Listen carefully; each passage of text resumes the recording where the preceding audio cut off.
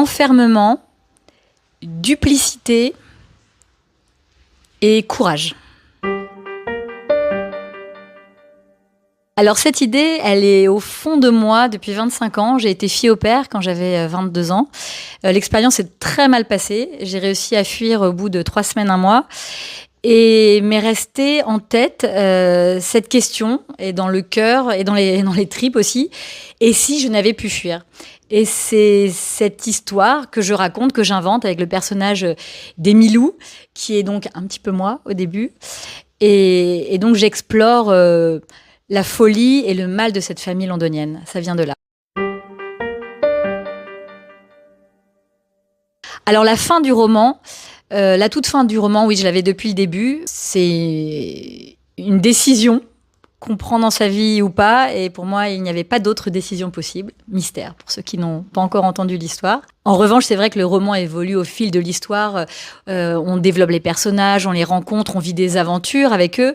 Donc il y a des choses qu'on a imaginées sur le papier qui marchent plus forcément quand on écrit, on entre vraiment dans ce monde qu'on crée en fait. Mais la toute fin, elle était déjà là et là.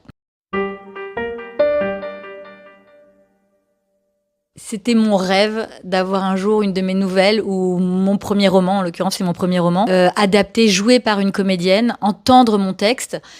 Quand j'ai appris que ça allait devenir un audio-livre, j'étais bouleversée, j'étais folle de joie. Et parce que c'est important, ça donne une autre dimension, et puis c'est une interprétation, c'est donner une voix, une autre voix à Emilou et à son histoire et à mon histoire, et je suis folle de joie. Vraiment, et je suis très contente que vous puissiez profiter de cette histoire de cette manière, parce que je trouve que la narration, le récit, la voix, c'est quelque chose de tellement précieux. Je voulais vous remercier déjà, d'avoir choisi d'écouter l'histoire d'Emilou, l'histoire de cette fille au père. Merci de vibrer avec elle, avec moi. Merci d'avoir fait un bout de chemin, et j'espère vous recroiser ou lire vos commentaires sur les réseaux sociaux, parce que je serais très contente d'en parler avec vous. C'est un grand moment pour moi. Merci et frissonnez bien.